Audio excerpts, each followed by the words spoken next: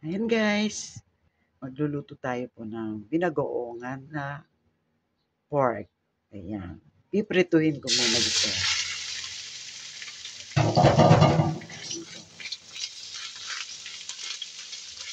Hanggang magkulay brown siya. Ayan. At ayan na guys, naging brown na siya. After po nito ay piprituhin ko yung ah, talong. Ayan. Nagbabrown na po siya. Ayan po. Ito naman po ang ating siling, red at saka yung green na sili. Ito naman po yung talong. Piprituin ko po after po na lumambot ang aking pork. Bawang at sibuyas po. At ito naman po ang ating bagoong. Ayan. Ito ang bagoong na masarap. Ayan. Malapit na po siyang maluto ang aking pinipritong pork. At ayan na guys, pipirituin na po natin ang ating talong. Ayan, malinis po ang aking kamay. Ayan.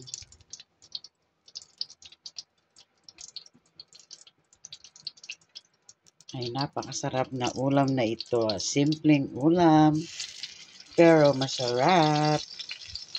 Ayan po guys.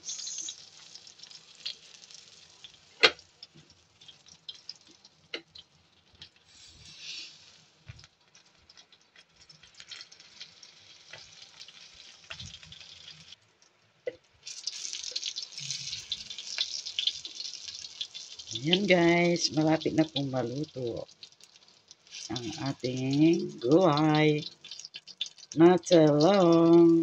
Ayan. Magpaparice pa more tayo dito. Ayan, habang nagluluto po ako, sana ako'y supportahin ninyo. Mag-subscribe na! Eto na po. Yeah, thank you guys sa inyong pong lahat sa panonood sa aking pagluluto at pagbibidyo. At ayan po guys, luto na ang ating talong. At maggigisa na po na tayo nito. Ayan.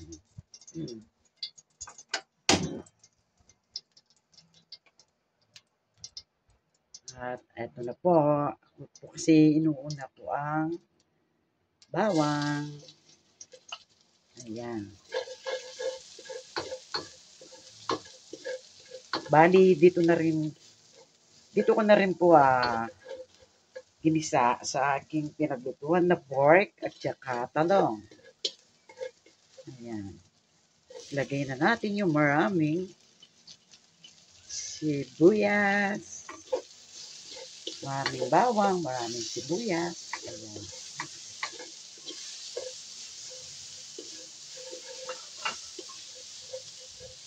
At ayan po. Ginisa na natin ang sibuyas at bawang.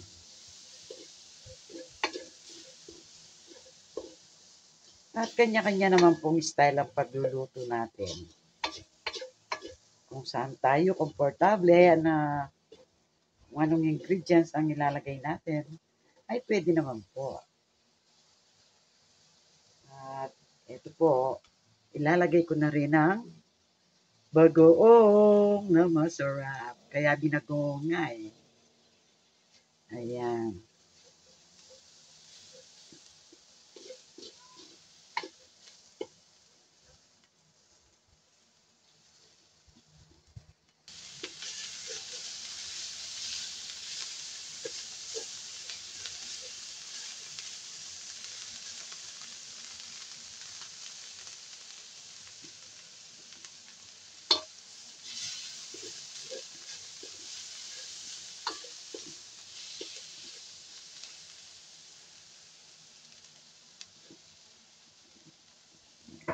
At eto po, maglalagay na po na tayo ng kanya. Inuna ko na po ito. Ayan, para malasang-malasa po siya. Ayan guys, kanya-kanya pong style yan.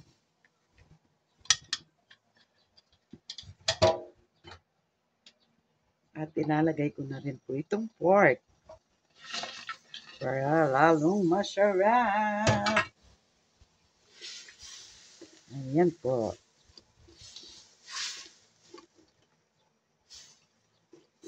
Medyo kailangan na, gusto ko kasi nito, yung konting-konti lang po yung sabaw niya. Para malasang-malasa siya.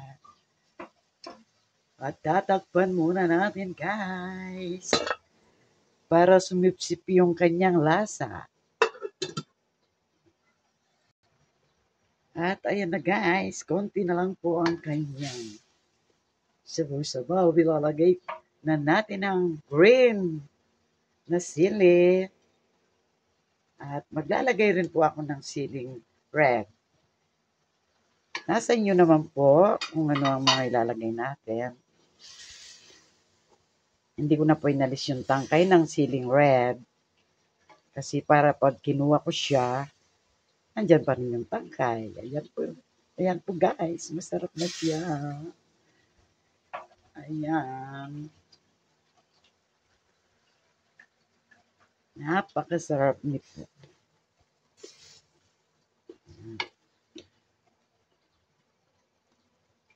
Ayan.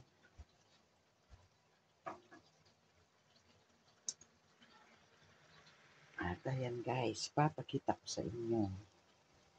Bali, nagmo-moist na siya. Ayan po siya. Napakasarap po nito guys. Bali, lutong Kapampangan po ito.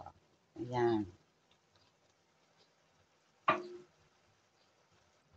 Ayan guys, ilalagay na natin yung last. Yung pinirito nating talong kanina. Wow, so yummy na.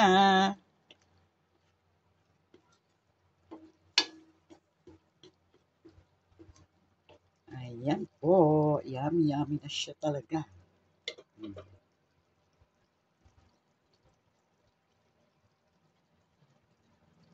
Wow. Super happy ang mga kids ko nito. Gustong-gusto po nila ito. At ayan na guys, luto na po ang ating ulam.